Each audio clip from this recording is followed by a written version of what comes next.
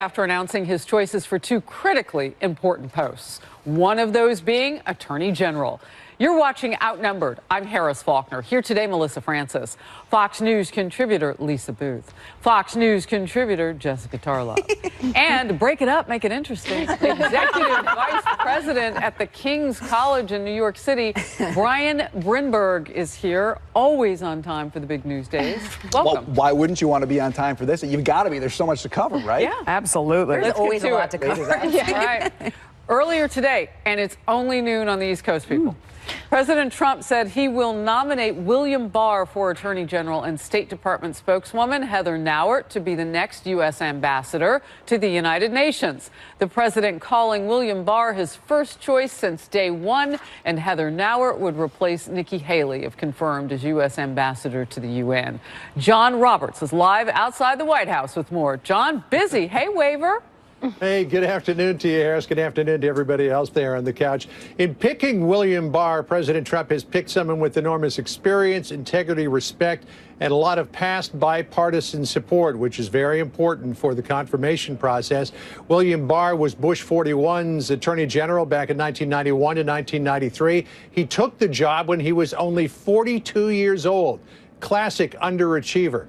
Here's what the president had to say about him this morning. When I went through the process of looking at people, and he was my first choice from day one, respected by Republicans and respected by Democrats. He will be nominated for the United States Attorney General, and hopefully that process will go very quickly, and I think it will go very quickly, and I've seen very good things about him. The big question, what impact, if any, might this all have on the Mueller investigation? Certainly, Barr could not be described as a Trump acolyte.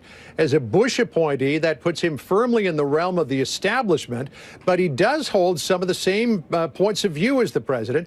Last year, he wrote an op-ed in the Washington Post saying that the president made the right call by firing the former FBI director, James Comey. Barr wrote, quote, "I know of no former senior Justice Department official, Democrat or Republican, who does not view Comey's conduct in July to have been a grave usurpation of authority." And here's what Barr told Neil Cavuto in May of 2017. Listen here.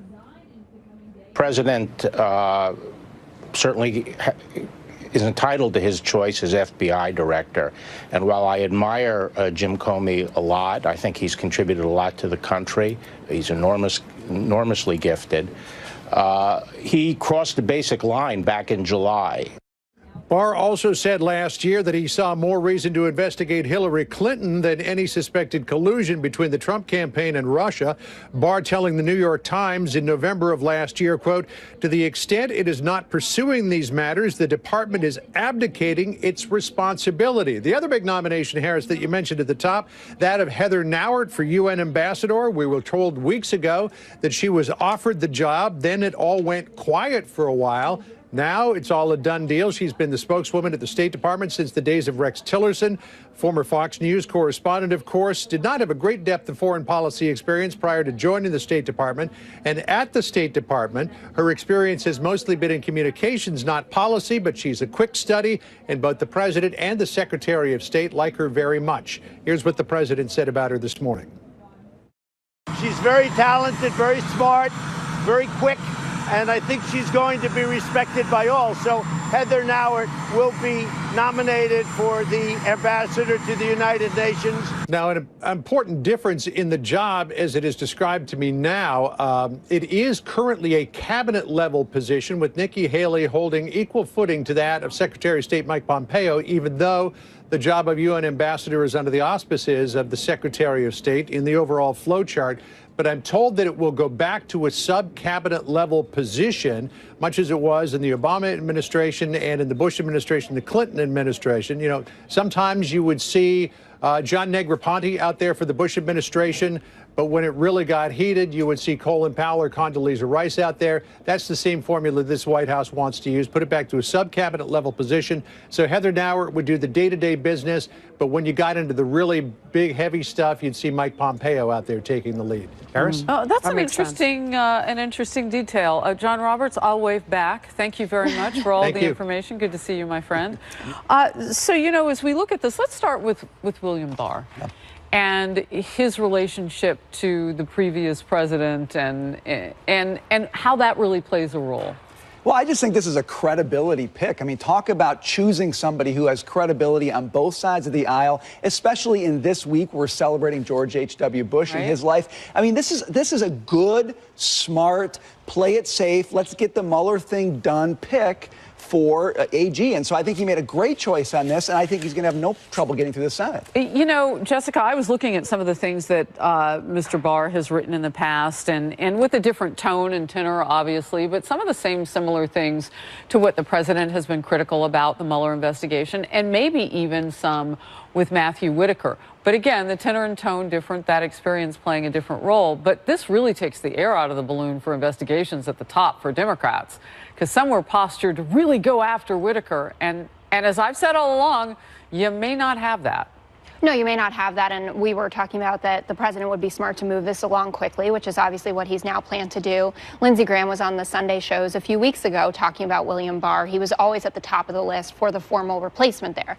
In terms of taking the air out of Democrat investigations, I'm not sure that's how this is going to go. As you said, William Barr has been on record saying a lot of the things similar to President Trump and Matthew Whitaker, bringing up Uranium One again, saying that's more worthy of investigation than collusion. The Democrats, all of them on the team of Robert Mueller, which, by the way, a lot of people have pointed that out. Yeah, absolutely. But if you look at the damage that has been done to Bob Mueller and his reputation, the latest polling shows that only 8% of Republicans have faith in him and have approve of Robert Mueller. That is directly because of the president's attacks on him. When you don't think it's the far and wide reach? You don't think I don't at all. I mean, Bob Mueller, if you talk to people who are actually holding office on Capitol Hill, they all have a lot of respect for him, and there are many Republicans on record siding with him here. So, yes, I think he will get confirmed, but it's not a slam dunk because of these comments about the Mueller probe. But he's not asking questions that are way outside the mainstream of questions. He hasn't been hard-edged on this. He simply said the president is asking some good questions. No, he hasn't tweeted 13 angry Democrats, but he has said that there were too many left-wing donations. You don't agree? From There's a lot of legitimate that there are 13 angry Democrats. No, you know that's not the point that I'm asking. Oh, really? Jessica, I'm asking about how many Democrats are on I don't think that it matters. I think that people who have that job can do their job, and Bob Mueller himself is a Republican. But Jessica, to be fair about public perceptions on Mueller, there was also exit polling from the midterm elections showing that 54% of Americans, majority of Americans, believe that the Mueller investigation is politically motivated. In part, that's because he surrounded himself with people that have donated to Democrats. Also, you have where the investigation prior to when Mueller took over, you have people like Peter Strzok leading it who clearly had animus towards the president. So a lot of that feeds into that narrative outside of what President Trump has been saying about it. Also, Barr is not the only person that has concerns over the Russia investigation. Michael Mukasey, a former attorney general as well, has said that this investigation should have never have started to begin with, that there is no justification for a special counsel to have gotten involved. So those viewpoints aren't unique. And also remember that the deputy attorney general, Rod Rosenstein, is the guy who laid out the case to firing James Comey. So to feel that James Comey should have been but for some of those reasons, Barr is, I think, such a clever pick, because you have someone out there who, how could you possibly not confirm him when he's held the job before previously? How can Democrats take a shot at him? How can the never-Trumpers take a shot at him when he is, obviously a Bushy? At the same time, he does appear to agree with a lot of the president's point of views, especially where he wrote about the usurping executive power. And he's also addressed the issue of James Comey usurping the DOJ's power when he stood up there outrageously and talked about what should or should not be pursued by the DOJ, which was never his role. So this was a very clever pick on the president's part. Good point. Barr served as Attorney General during the first Bush administration from 91 to 93. So I want to get your last thought on that. No, I love this pick. I think it's incredibly smart. And I also think you can try to tar and feather Barr on some of the questions he's asked. The fact is, these were very legitimate questions recognized by people of good faith on both sides of the aisle. He's not outside of reasonable. He's simply asking great questions. Exactly the guy you want sitting in this role. All right, we'll move on. Meanwhile, we are awaiting the release today of more sentencing memos from special counsel Robert Mueller. for former Trump attorney Michael Cohen and former Trump campaign chair Paul Manafort, including the prosecutor's recommendations for prison sentences for each individual, what they should receive, which could depend heavily on each person's cooperation with the special counsel's investigation. If we just kind of take a lesson from what we saw earlier this week with Michael Flynn getting no jail time or prison time, but said to substantially have cooperated. And they are due just days after Mueller submitted that heavily redacted sentencing memo on fired National Security Advisor Flynn, saying he provided that assistance in several ongoing investigations and recommending that General Flynn, again, get no prison time. Your thoughts? Well, look, I don't mean to be the Debbie Downer here. I'm not as excited about what we're going to see from the Manafort and from the Cohen memos today, not because there isn't necessarily something that could be useful there, but if you look at what happened with Flynn, this is going to be heavily redacted. What exactly are we going to learn beyond the fact that maybe Mueller was happy with the cooperation? Great, I'm glad you're happy with the cooperation, but what does that actually mean in terms of substance? We didn't get that with Flynn. I don't see why we're going to get that here. He wasn't happy with the cooperation of Manafort. We know that. Well, of course. And I think, one of the things that I'm looking forward to here is maybe we get some idea of where that relationship broke down, because I want to know, as you have more and more people come forward and say that they were pressured to lie for the Mueller probe, I don't know if I believe. I need to see the evidence. I need to see what we're talking about here. I would love some insight into that. When you look at the laundry list of things that Michael Cohen is accused of, I mean, my Lord, for an officer of the court, he has a very strained relationship with the law. But the problem is, he's got a strained relationship with the truth. Yeah.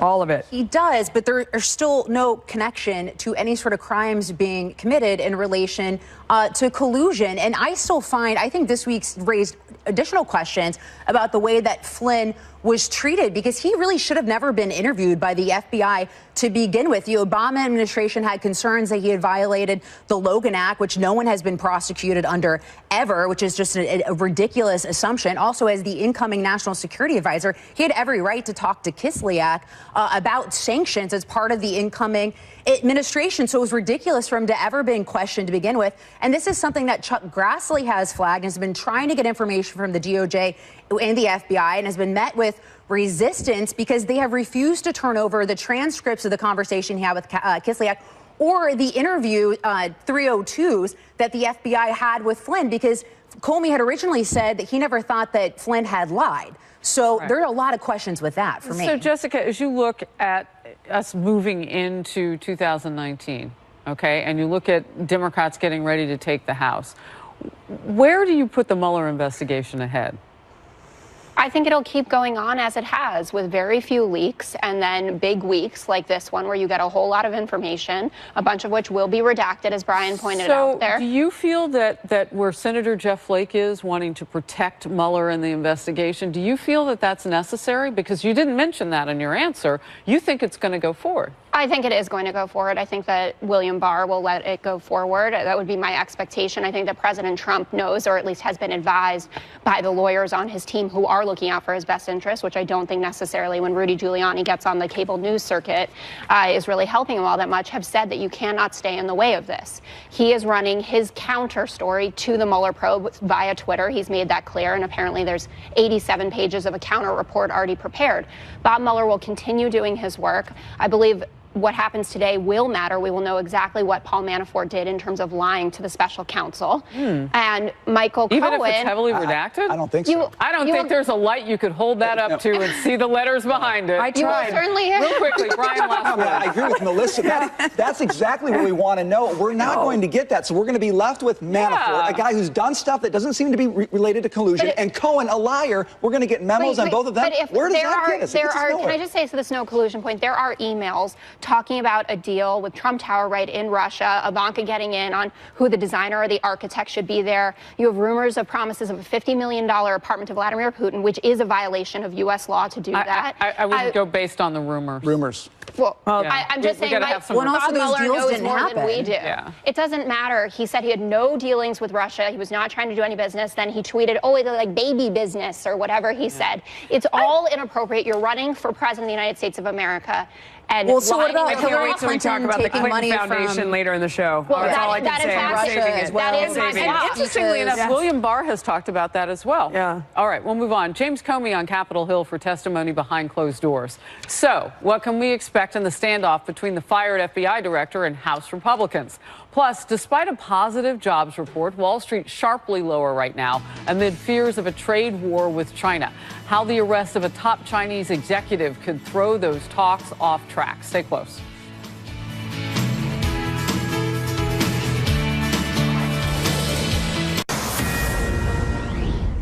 All right, we are looking at Air Force One right there. President Trump landing in Kansas City. This is ahead of remarks that he's going to make at the Project Safe Neighborhoods National Conference. This is put on by the Department of Justice today. And they are talking about how to keep neighborhoods, obviously, around the country safe, how to tailor local law enforcement to make it fit the community that it's actually in. This is on the heels earlier today of him talking about, of course, making the announcement that he's going to nominate William Barr for Attorney General and Heather Nauert as ambassador to the UN. So we will keep an eye on those remarks as they're made and bring you all the news from it. Another Fox News alert to another rocky day on Wall Street. Even after unemployment held steady at 3.7%, businesses added 155,000 jobs in November, slightly below expectations, but still an indication that the economy is growing. But amid high anxiety over a trade dispute with China, the Dow right now deep in negative territory. Again, it has been a wild day today. A lot of swings this week, a lot of swings today.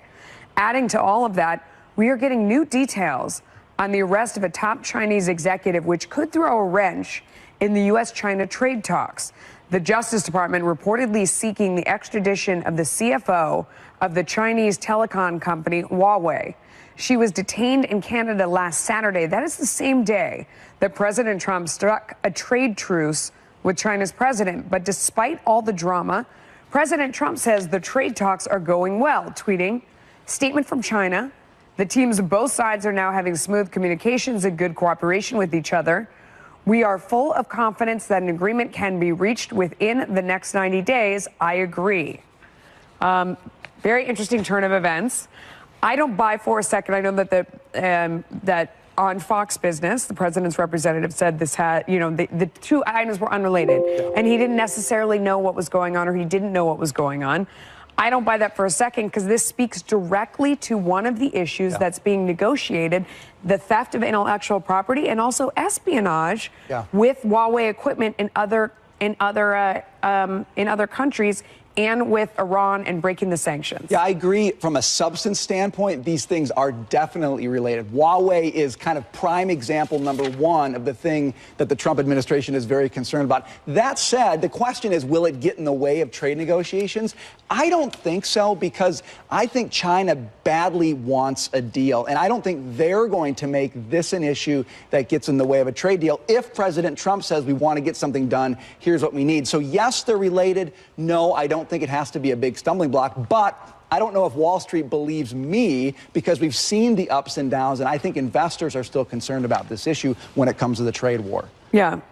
They're focused on that. They're also focused on what the Federal Reserve is doing. So there's a lot of cross currents out there. Do you think that the president is taking the right tact with China? I bet no. Well, Melissa, you're correct. I think no. I do think it is interesting to look at it as, can these two things be going on at once? Because that's something we're always asking for, the walk and chew gum way to running a country. There are a lot of things going on there.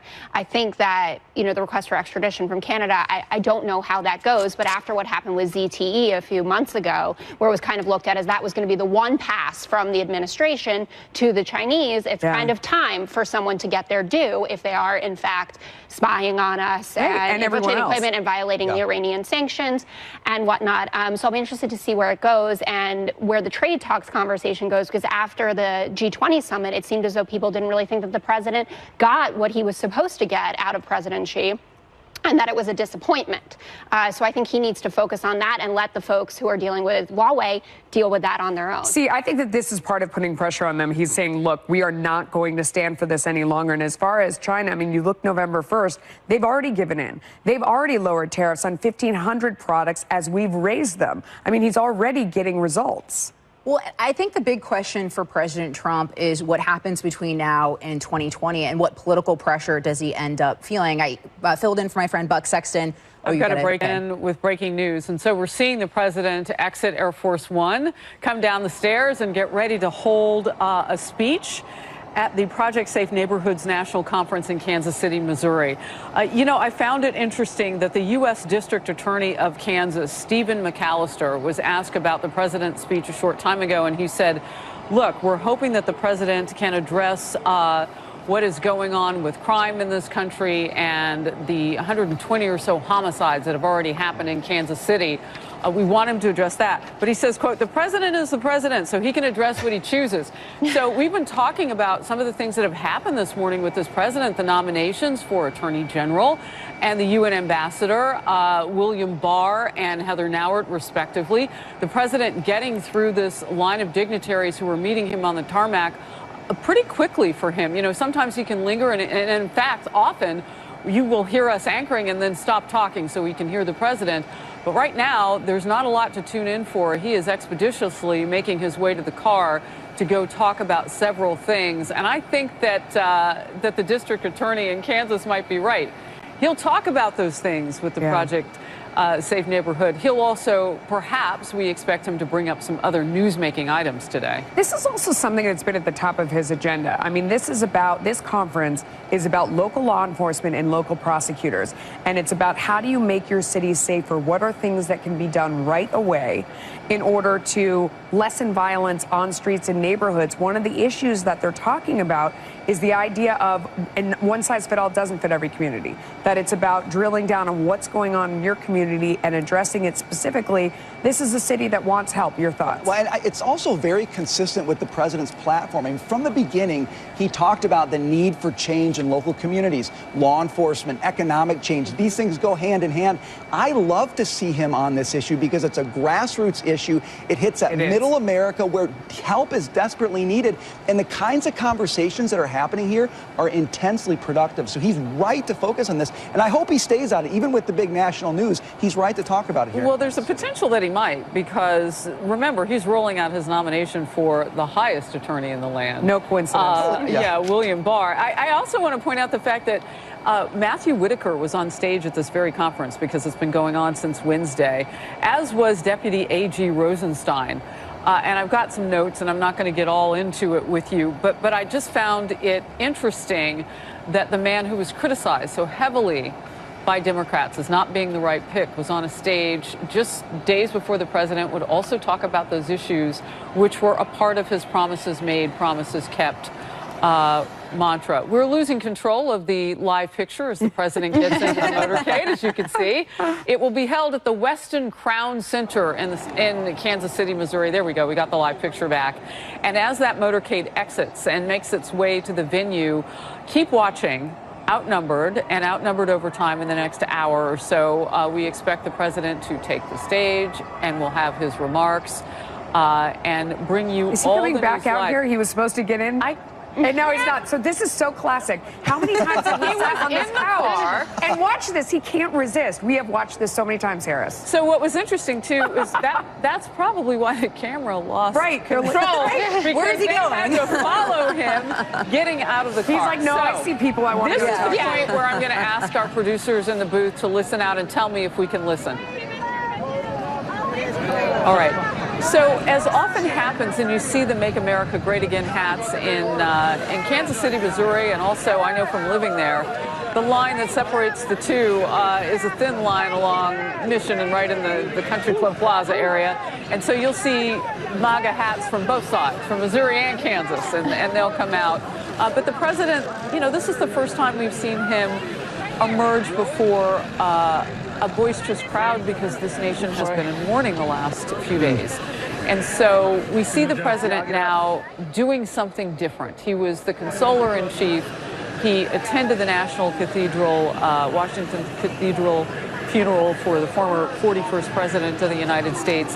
And now he's on the ground talking to Americans and smiles and kind of shifting gears, if you will. So we will continue to watch this. At some point, I have all confidence that he will get back into the motorcade. Could take a while. And will pull away and head to the Western Crown Center to give his speech to the Project Safe Neighborhoods National Conference in Kansas City. Let's take a quick break so we can catch the action and the talk on the other side. Stay close.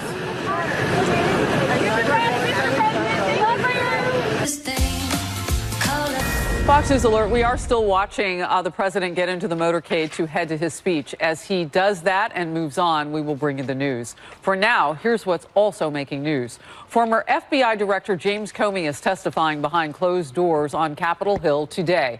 It's part of a House GOP investigation into the FBI and DOJ's handling of the Clinton email and Russia investigations. Lawmakers on the Judiciary and Oversight Committees seizing what could be their final opportunity to question Comey before Democrats take control of the House next month. Chief Intelligence Correspondent Catherine Herridge, very busy already this morning on Capitol Hill with the news being made. Catherine, bring us up to speed.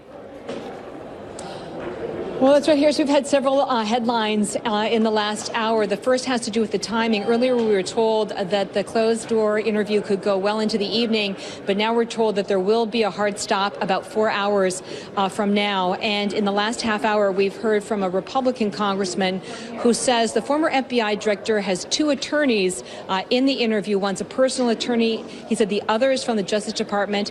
And he alleged the Justice Department lawyer is instructing Comey not to answer a lot of their questions. Here's Daryl Issa. Director Comey is in there with two attorneys. The one that's from the Department of Justice has repeatedly, I would say at his gleeful acceptance, instructed that he will not be answering a great many questions that are clearly items at the core of our investigations. And Issa said that based on how the afternoon develops, that he anticipates the Republicans will push to bring the former FBI director back to Capitol Hill for another session because they feel that their questions have not been answered. Meantime, Republican Mark Meadows says that there is also a push to bring the Deputy Attorney General Rod Rosenstein to the Hill. This has been the subject of really weeks of negotiation between the Republicans on the Hill and the Justice Department. But what Meadows said today is significant. He said they have heard witnesses who have evidence that really conflicts with Rosenstein's public statements that he was joking when he talked about recording the president and invoking the 25th. Here's Congressman Meadows. Deputy Attorney General Rosenstein's public statements that he did not really talk seriously about taping the president and invoking the 25th Amendment is not consistent with a number of other sworn testimony or transcribed interviews that we've had. In addition, we've heard from Democrats who have been very against this closed-door transcribed interview with the former FBI director. They have been advocating for public testimony, but as you know, there are limits to public testimony, which is 5 minutes a side per lawmaker versus this behind closed-door session, which is an hour for Republicans, then alternating with an hour for Democrats. Here are the Democrats from earlier today.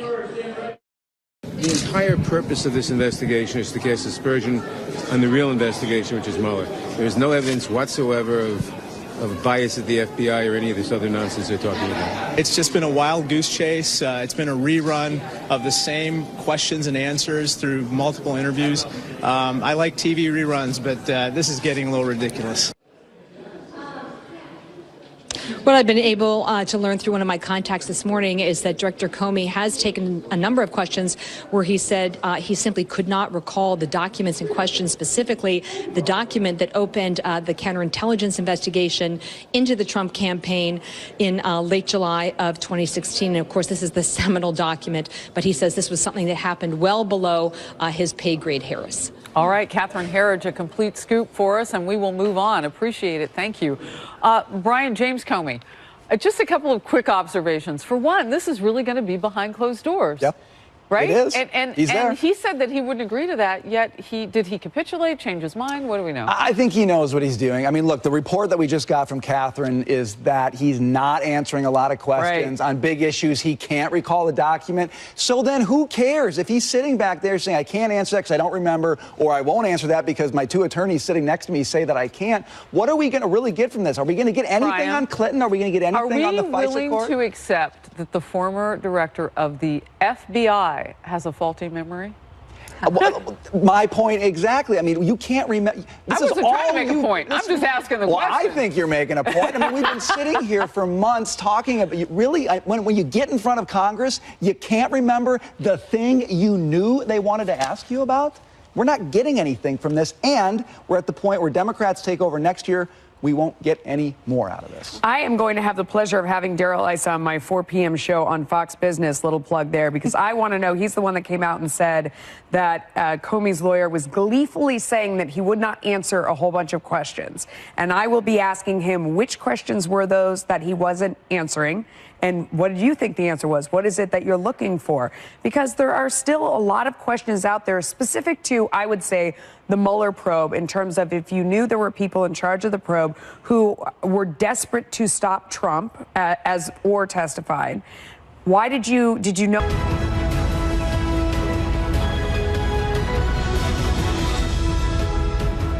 I'm Laura Ingraham, and this is the Ingraham Angle from Washington tonight. With disgraced FBI Director Jim Comey set to testify on the Hill tomorrow, there are specific questions that need to be asked and answered. Namely, why did Hillary aides Cheryl Mills and Huma Abedin likely get away with lying to the FBI while Trump associates are prosecuted? Byron York has some answers.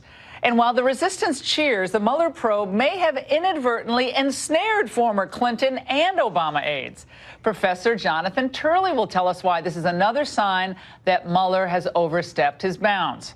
Plus, we're led to believe that everything the government tells us about climate science is true. But what if those reports are being funded by billionaire activists? The man who investigated the latest climate report is here to tell us what's going on. Herman Cain and Raymond Arroyo are here as well.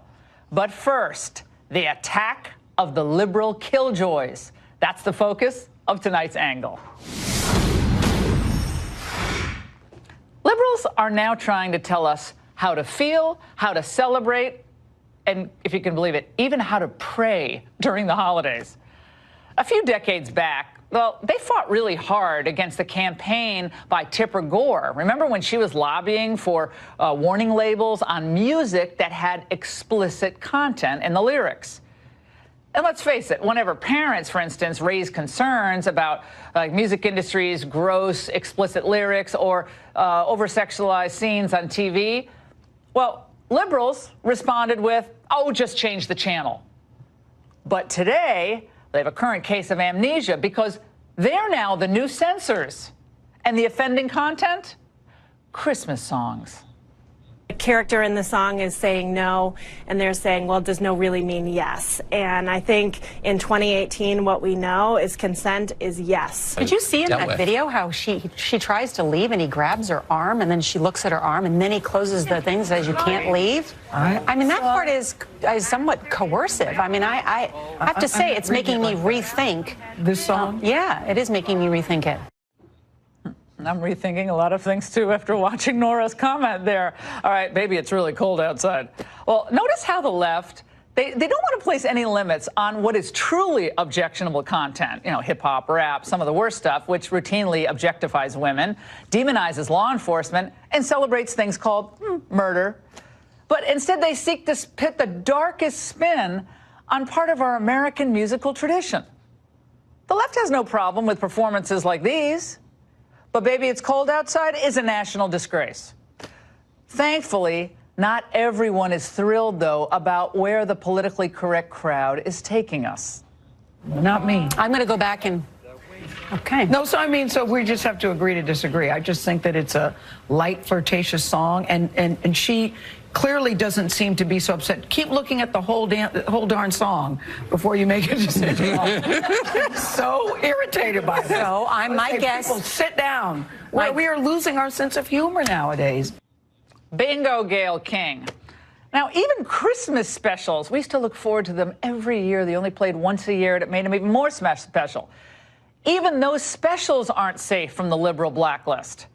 Rudolph the Red-Nosed Reindeer has been singled out by the Huffington Post as seriously problematic. Have they watched TV recently? People are being sexually assaulted and brutalized 24/7, HuffPo. But a 54-year-old claymation reindeer sends them all to the crying room? Well, actually, scenes like this are quite harrowing. From now on, gang, we won't let Rudolph join in any reindeer games, right? I love the little whistle around his neck. Well, sorry, but I think I have to take a moment here. I think just seeing that scene may have triggered my PRSD, post-Rudolph stress disorder. All right, son, try it on. I don't wanna. Daddy, I don't like it. You'll like it and wear it. Now, there's one thing I want to make very plain. No doe of mine is going to be seen with a red-nosed reindeer. Summon the grief counselors.